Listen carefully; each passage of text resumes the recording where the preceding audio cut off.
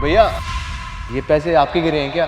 अरे हाँ हाँ, ये तो मेरे ही पैसे हैं। Thank you. हाँ भैया हमने आपकी मदद करी है, हमें कुछ खाने को दे दो, हम 2 दिन से भूखे हैं। अबे चल ना, कहीं और जाके भीख मांग।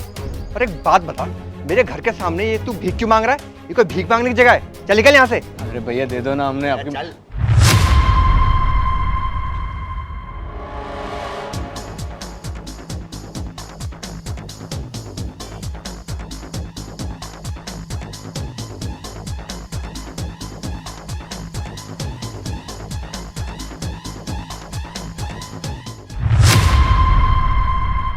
मैम साहब ये वॉच आपकी गिरी है क्या? ओह हाँ, ये तो मेरी वॉच है, थैंक गॉड। मैम साहब हमें कुछ खाने को दे दो, हम 2 दिन से भूखे हैं, और वैसे भी हमने आपकी मदद करी है ना, हमने आपकी वॉच ढूंढी है। अच्छा, तो तुम्हें लगता है कि तुम मेरी वॉच मुझे वापस दोगे, उसके बदले में तुम्हें खाना दूंगी? लिसन, मैं तुम्हें कुछ नहीं देने वाली, और निकलो यहाँ से। अब मैडम हमने आपकी मदद करी। चुप कर।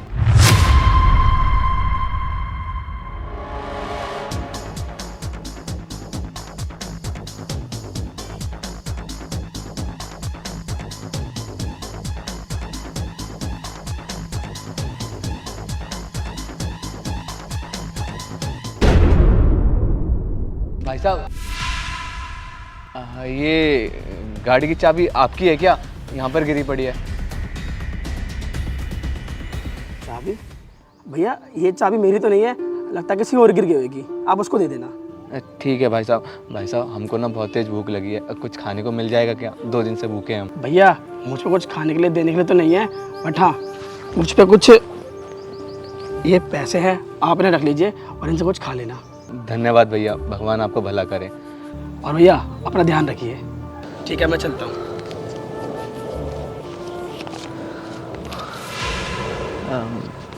मैडम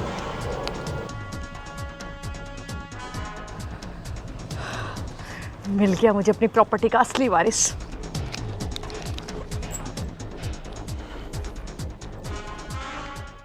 मम्मी आपने हम तीनों को ऐसे अचानक से एक साथ क्यों बुला लिया? बेटा अभी पता चल जाएगा तुम तीनों को कि तुम तीनों को मैंने क्यों बुलाया है। वकील साहब अंदर आइए।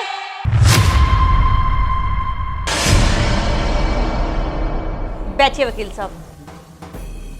मम्मा ये कोई वकील वकूल नहीं है, ये तो भिखारी है। मुझे लगता है आपको कोई गलत फहमी हुई है। बेटा मैं तुम तीनों को एक बात बता दूं कि ये कोई भिखारी नहीं है, ये वकील साहब हैं, जिनको मैंने ही सुबह बाहर बिठाया था तुम तीनों का टेस्ट लेने के लिए कि तुम तीनों कैसे हो। अरे तो आपने इसको यहाँ क्यों बुलाया है? वकील साहब बताइए मेरे बच्चों को।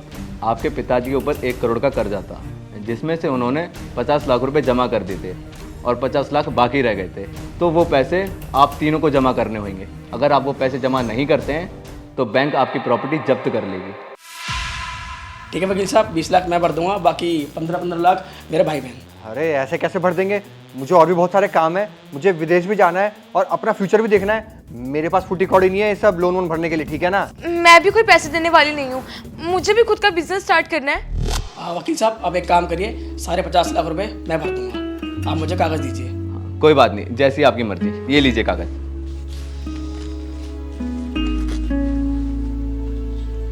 अरे ये तो किसी प्रॉपर्टी कागज है। प्रॉपर्टी के कागज? मम्मा ये सब क्या है? इन पेपर्स पर लिखा हुआ है कि आप सारी प्रॉपर्टी भाई के नाम कर रही हैं। मम्मा हम भी तो आपके बच्चे हैं। पर मम्मी आप ऐसे कैसे कर सकती हो? इस पे तो हमारा भी हक है ना। आप सारी प्रॉपर्टी हमारे बड़े भाई को कैसे दे सकती हो? वो क्या है ना बेटा, जब तुम्हारे पापा की डेथ हो रही थी ना, तो तुम्हारे पापा ने मरते मरते मुझसे एक प्रॉमिस लिया था कि मैंने जो प्रॉपर्टी मेहनत से खड़ी करी है ना, वो मेरे मेहनती बच्चे को देना। अब मुझे तो पता नहीं था कि तुम तीनों में से कौन मेहनती है, तो इसीलिए मैंने तुम्हारा टेस्ट लिया। मैंने वकील साहब को बाहर भिखारी बना दिया ताकि वो पता कर सके तुम तीनों में से कौन लालची है और कौन तुम्हारे पापा की प्रॉपर्टी लेने के लायक है। और बेटा तुम तीनों में से एक इकलौता शशांक ही मेरा बच्चा है जो इस प्रॉपर्टी के लायक और जो इस प्रॉपर्टी को संभाल सकता है और जो इस टेस्ट में पास हुआ है। मम्मा देखो ये बिल्कुल ठीक नहीं है। देखो प्रॉपर्टी बटेगी, हम तीनों में बराबर बटेगी। हाँ मम्मी आप ऐसा नहीं कर सकती हो, हम भी आपके बच्चे हैं, हमें भी ना इस प्रॉपर्टी में पूरा पूरा हिस्सा चाहिए। हाँ हाँ बेटा क्यों नहीं, मैं तो तुम्हारी माँ हूँ, मुझे तो ऐसा नहीं करना चाहिए। पर तुमने बच्चे होने का कौन सा फर्ज निभाया मुझे ये बता दो। देखो तुम दोनों कान खोल के सुन लो, मेरी प्रॉपर्टी का मालिक ये अब समझ में आया? मैंने सारी अपनी प्रॉपर्टी इसके नाम कर दी है, तो अब तुम दोनों निकल सकते हो यहाँ से, निकलो। अब बैठे बैठे मेरा मुंह क्या देख रहे हो तुम दोनों, निकलो यहाँ से।